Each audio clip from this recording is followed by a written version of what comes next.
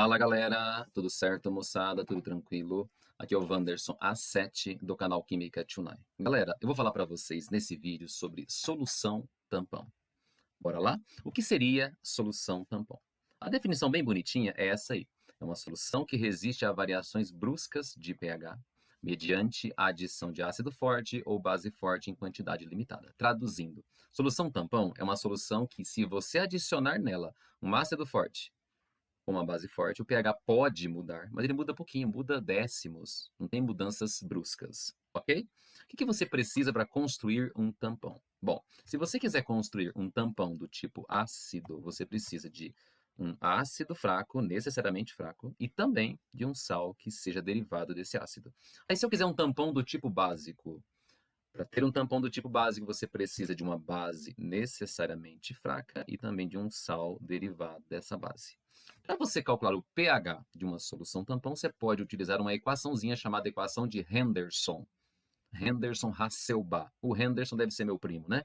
Eu sou o Wanderson, o Henderson, pela lógica, deve ser um primo distante, não conheço ainda.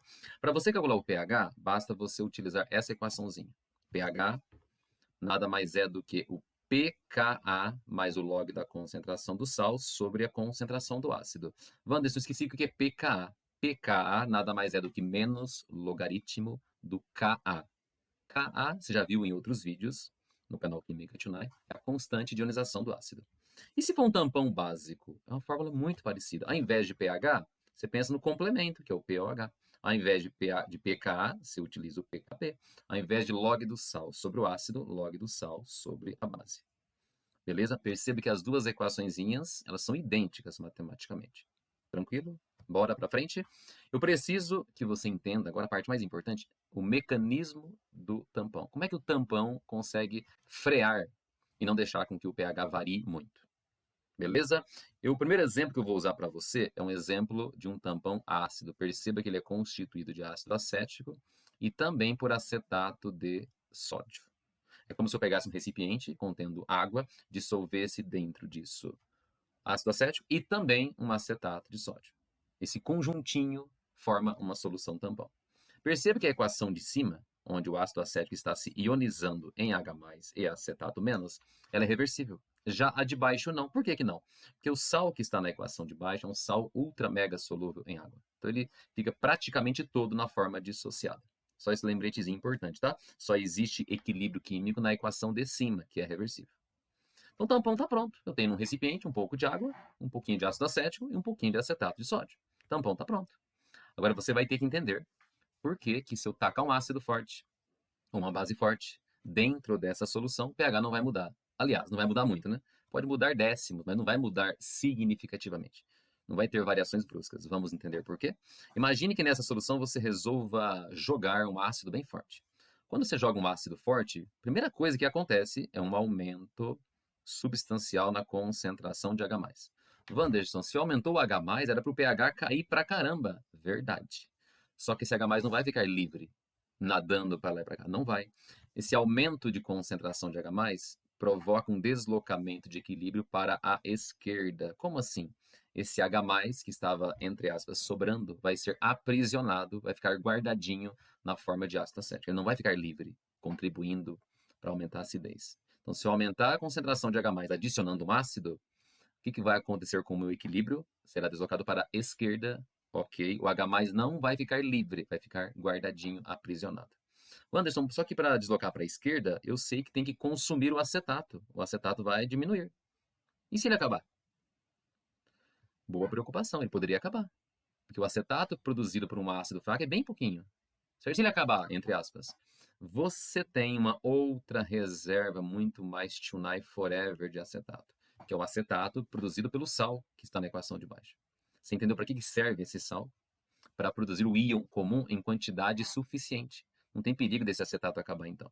Ok? Resumindo, se eu adicionar um ácido forte, o excesso de H+ vai provocar deslocamento de equilíbrio para a esquerda. Então, o H+ não vai ficar livre, leve, solto. Ele vai ficar preso, guardadinho. Ok? Tranquilo? Tá, mas se eu adicionasse agora, Wanderson, ao invés de um ácido forte, se eu jogasse uma base forte, o que acontece daí? Vamos pensar nessa situação. Se eu adicionar uma base forte, eu vou estar jogando muita hidroxila. Confere? Vou estar adicionando muita hidroxila. Beleza? Quando você adiciona muita hidroxila, a primeira coisa que você provoca é uma diminuição nos níveis de concentração de H+. Mas por quê? Porque o H- reage com o H+ formando água. Então, você acrescentando hidroxila, você vai diminuir a quantidade de H+. Mas se eu diminuir H+, não deveria ficar mais básico? A princípio, sim. Só que o ácido acético vai produzir mais H+, porque o equilíbrio vai ser deslocado para a direita. Quando você diminui a concentração de um lado, você lembra que o equilíbrio se desloca para o mesmo lado. Em outras palavras, o ácido acético vai repor o H+ que foi perdido. Se ele vai repor o H+ que foi perdido, o pH não vai ter variações significativas. Entendeu o que eu falei? Então, se eu jogar H+, o excesso de H+ provoca um deslocamento para a esquerda. Se eu jogar o H-, vai faltar H+, mas o equilíbrio se desloca para a direita, repondo essa perda de H+. Ok? Ou seja, não vai ter um aumento substancial, nem uma diminuição substancial na concentração de H+. Por isso, o pH praticamente não varia. Ou se variar, varia alguns décimos. Entendeu? Show de bola. Vou dar mais um exemplo agora, só que pensando num tampão do tipo básico. Olha que bonitinho. É a mesma ideia do anterior, tá? Só que agora o tampão é feito de hidróxido de amônio, que é uma base fraca, juntamente com um sal derivado do hidróxido de amônio, que é o cloreto de amônio. De novo, você está vendo duas reações. A primeira é reversível, a segunda não.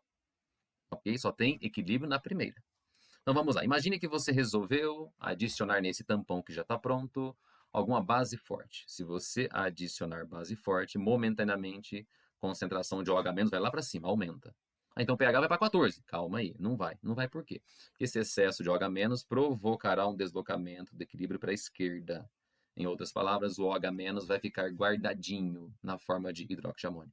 Se ele não vai ficar livre, leve, solto, ele não vai contribuir para o pH. Ok? Beleza? Wanders, mas para deslocar para a esquerda, eu vou ter que gastar amônio. Esse amônio vai diminuir. E se ele acabar?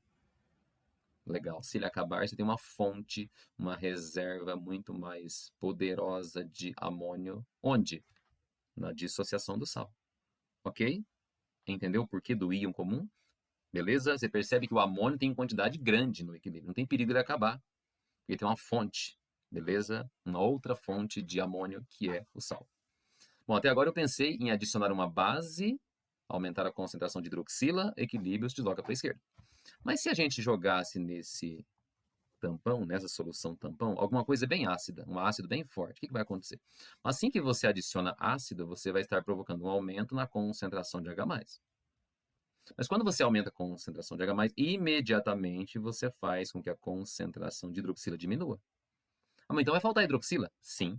Como que o equilíbrio repõe? Deslocando-se para a direita, beleza? Para repor essa perda. Entendeu? Eu gastei hidroxila quando eu acrescentei H+, mas o equilíbrio responde de que jeito? Produzindo mais hidroxila, chegando nos níveis próximos aos níveis originais. Você entendeu o que eu falei? Então, se eu tacar alguma coisa muito básica num tampão desse, o equilíbrio vai para a esquerda. Certo? O excesso de OH- fica guardadinho. E se eu tacar alguma coisa ácida que promova diminuição do OH-, o equilíbrio repõe essa perda.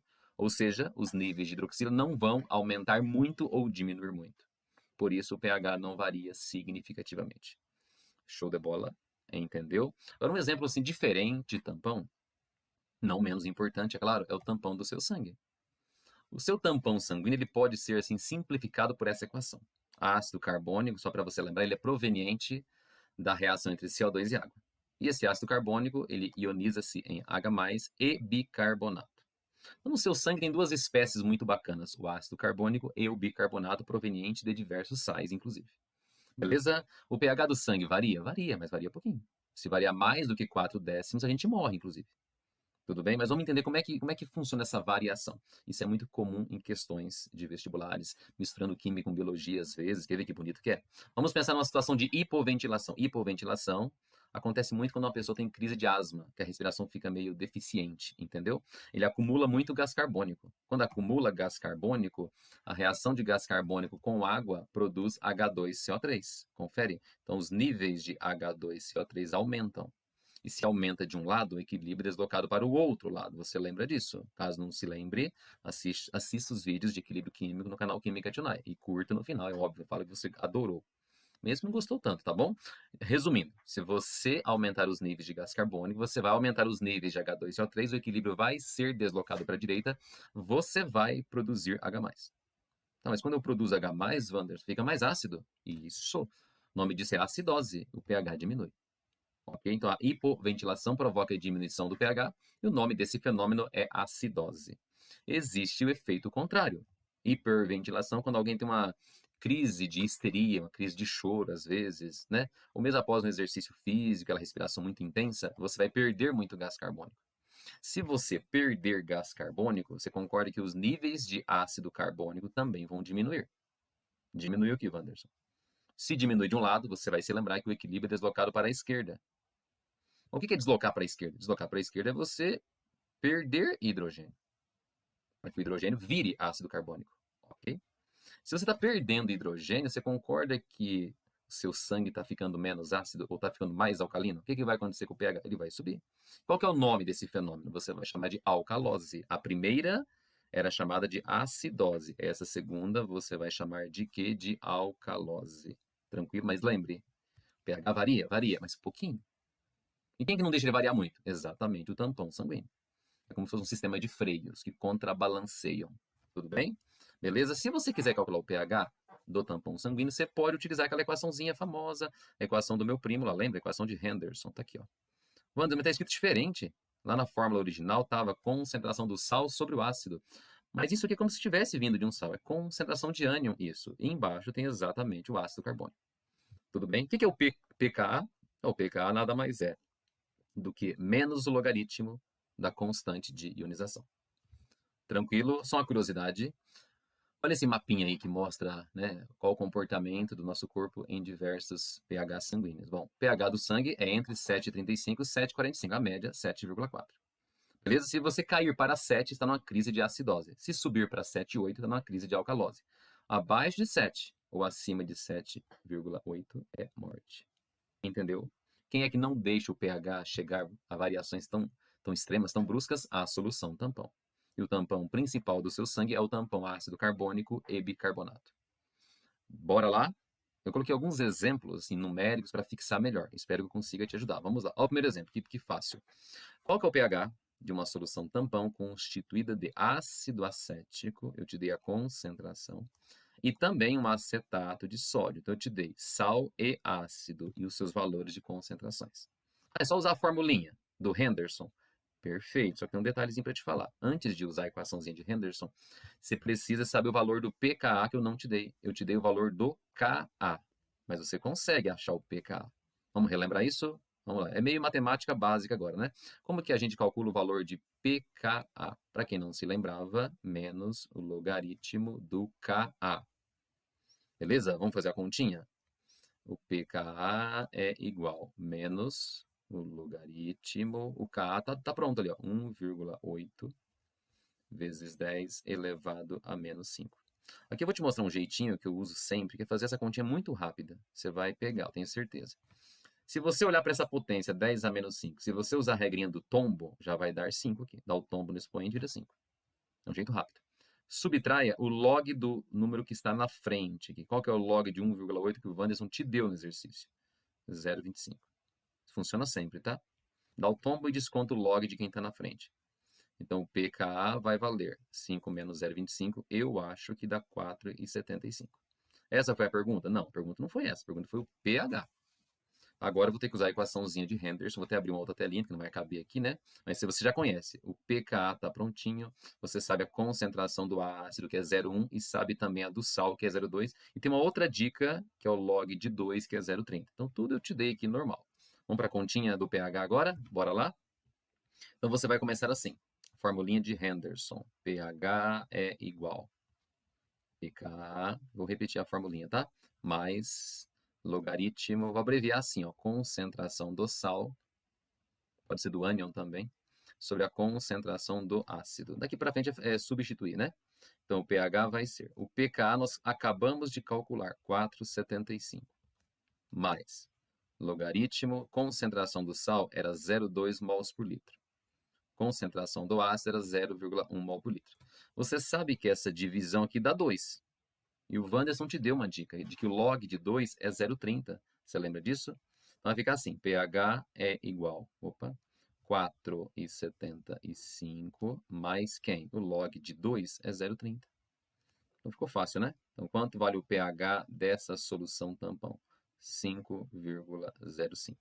Se eu pegar e tacar um ácido muito forte nessa solução, pode ser que o pH varie? Sim, alguns décimos para cima, entendeu? Aliás, se eu tacar um ácido, alguns décimos para baixo. Se eu tacar alguma base, alguns décimos para cima, é possível. Tudo bem? Beleza? Então, só voltando um pouquinho, o pH dessa solução tampão que o Wanderson inventou vai ser de 5,05. Show de bola. Vamos para o último agora, para fechar esse vídeo, que é o seguinte. Agora é uma pergunta ao contrário.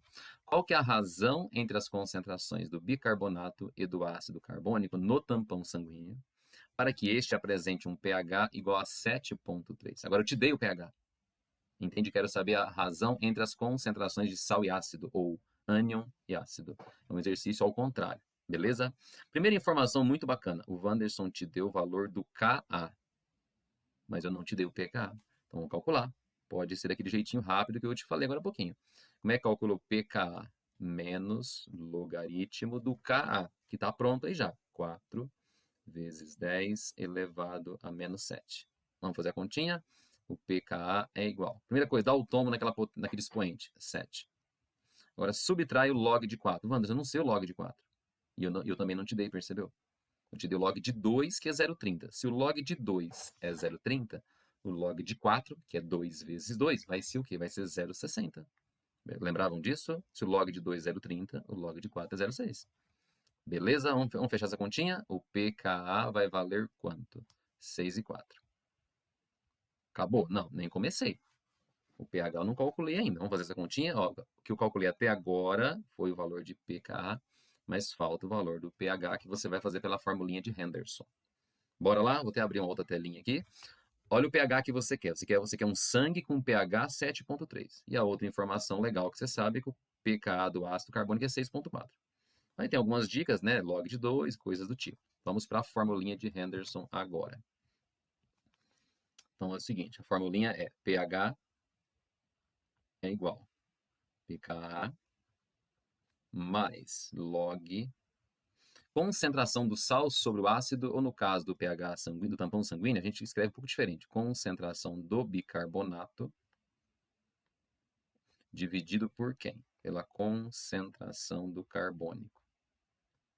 Você percebeu que você só sabe o pH e o pKa? Você não sabe esse HCO3- e um H2CO3. Ele não quer saber cada um individual. Ele quer saber a sua razão entre os dois. Só para ficar mais fácil, eu vou chamar essa divisãozinha aqui, ó, de R. R de razão. Para não ficar muito grande a continha, ficar arrastando uma porrada de letra. Só para isso, tá? Só para facilitar mesmo. Então, que pH que você quer que o exercício falou? Ele falou de um pH sanguíneo de 7,3. Qual que é o pKa que a gente acabou de encontrar agora há pouquinho? 6,4, Wanderson. Mais o log dessa razão. Eu chamei de R para ficar mais fácil. Subtraindo, 7,3 menos 6,4, eu acho que dá 0,9. 0,9 é igual ao log dessa razão. Que razão que é essa? Bicarbonato sobre carbono. Tem uma dica que foi dada que o log de 2 é 0,30, mas aqui está 0,9, professor. Eu acho que todos vocês concordam que 0,9 nada mais é do que 3 vezes 0,3. Confere de boa, né? Acho que ninguém vai ter dúvida quanto a isso. Bom, o que é o 0,3? 0,3, Wanderson, é o log de 2. Eu poderia escrever assim, ó, 3 vezes logaritmo decimal de 2 é igual ao logaritmo dessa razão. Nossa, virando a equação logarítmica? Infelizmente. Você vai lembrar agora de uma regrinha, que é o inverso da regra do tombo. A regra do tombo é bem conhecida de todos vocês. Você dá o tombo no expoente. Aqui eu vou destombar, não sei se essa palavra existe. Vamos jogar esse 3 de volta para cá. Tudo bem? Então, como é que eu vou reescrever isso para você? Olha que bonito. Log de 2 elevado à terceira é igual ao log da razão que a gente está procurando. Ah, agora ficou legal, porque eu lembro, Wanderson, que quando tem os dois logs idênticos dos dois lados, a gente pode cortar tudo. Confere? Beleza? O que sobrou para mim? 2 à terceira é 8. Sobrou isso aqui, ó, que o R vale 2 à terceira, ou R vale 8. Mas o que é esse R? O R é a razão entre as concentrações de bicarbonato e ácido carbônico. Portanto, a resposta bonita, caso fosse uma prova discursiva, ficaria assim. A razão, concentração de bicarbonato sobre concentração de ácido carbônico tem que ser igual a 8. Em outras palavras, as concentrações desculpa, a concentração do íon bicarbonato tem que ser 8 vezes maior do que a concentração do carbônico para que o pH desse sangue seja de 7,3. Entendeu? Show de bola. Galera, espero muito que vocês tenham entendido. Finalzinho é meio complexo, tem que lembrar de umas propriedades de log, mas espero muito que eu tenha ajudado vocês a entender o conceito de solução tampão, tá bom? Compartilhem com a torcida do Corinthians, que já tá bom demais. Se você gostou, dê o seu like, dê o curtir, né? Ativa o sininho para você receber outras aulas, tudo bem? Um grande abraço. Fui.